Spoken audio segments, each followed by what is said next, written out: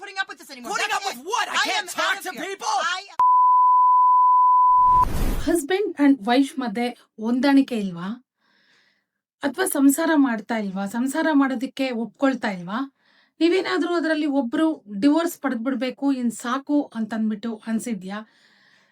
ತುಂಬಾ ಜನ ಕೇಳ್ತಾರೆ, ಮೇಡಮ್ ನನ್ಗೆ ಇಷ್ಟ ಇಲ್ಲ ನನ್ ಗಂಡ ಅಂತ ಹೇಳಿದ್ರೆ, ಅಥವಾ ಗಂಡ ನನಗ್ ವೈಫ್ ಅಂದ್ರೆ ಇಷ್ಟ ಇಲ್ಲ, ನಾನು ಒಪ್ಕೊಂಡ್ರೆ ಒಂದ್ ಸೈಡ್ ಇಂದನೂ ನಾನು ಡಿವೋರ್ಸ್ ಪಡೆಯೋದಕ್ಕೆ ಪಾಸಿಬಿಲಿಟಿ ಇದೆಯಾ ಅಂತ ಕೇಳ್ತಾರೆ.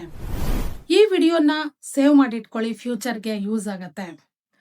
ಕೊನೆ ತನಕ ಈ ವಿಡಿಯೋನ ನೋಡಿ. ಏನಂದ್ರೆ ಇದರಲ್ಲಿ ಬೋತ್ ಕಪಲ್ಸ್ ಅಲ್ಲಿ ಒಬ್ರು ಒಪ್ಕೊಂಡ್ರು ಕೂಡ ಡಿವೋರ್ಸ್ ಪಡಿಬಹುದು. ಡಿವೋರ್ಸ್ ಪಿಟಿಷನ್ ಹಾಕೊಂಡ್ಮೇಲೆ ಕೋರ್ಟ್ ಸಮನ್ಸ್ ಕಳ್ಸತ್ತೆ ಇನ್ನೊಂದು ಪಾರ್ಟಿಗೆ. ಆ ಸಮನ್ಸ್ ಅಲ್ಲಿ ಕ್ಲಿಯರ್ ಆಗಿ ಹೇಳಿರ್ತಾರೆ, ನೀವು ಒಂದು ಲಾಯರ್ ಮೂಲಕವಾಗಿ ಅಥವಾ ನೀವೇ ಪರ್ಸನಲ್ ಆಗಿ ಕೋರ್ಟ್ಗೆ ಬರಬೇಕು. ಈ ತರ ನಿಮ್ಗೆ ಡಿವೋರ್ಸ್ ಪಿಟಿಷನ್ ಆಗಿ ಪಿಟಿಷನ್ ಹಾಕಿದ್ದಾರೆ ನಿಮ್ ಹಸ್ಬೆಂಡ್ ಅಥವಾ ನಿಮ್ ವೈಫ್ ಅಂತ ಅದರಲ್ಲಿ ಕ್ಲಿಯರ್ ಆಗಿ ಹೇಳಿರ್ತಾರೆ. ಆ ಲೀಗಲ್ ನೋಟಿಸ್ ನ ತಗೊಂಡು ಅವರು ಕೋರ್ಟ್ಗೆ ಬರ್ಬೇಕಾಗತ್ತೆ ಇನ್ನೊಂದು ಪಾರ್ಟಿ.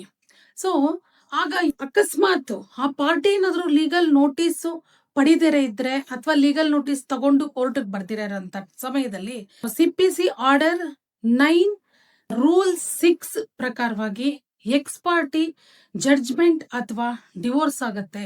ಆರ್ಡರ್ ಪಾಸ್ ಮಾಡ್ಬಿಡ್ತಾರೆ ಜಡ್ಜ್. ಆಗ ನೀವು ಕೋರ್ಟ್ಗೆ ಹೋಗಿ ಸೆಟ್ ಅಸೈಡ್ ಆಗೋವರೆಗೂ ಆ ಜಡ್ಜ್ಮೆಂಟ್ ಅಥವಾ ಆರ್ಡರ್ ಹಾಗೆ ಇರುತ್ತೆ. ಮೋರ್ ಲೀಗಲ್ ಪಾಯಿಂಟ್ಸ್ಗೋಸ್ಕರ ಫಾಲೋ ಮಾಡಿ ನನ್ನ ಚಾನೆಲ್ನ.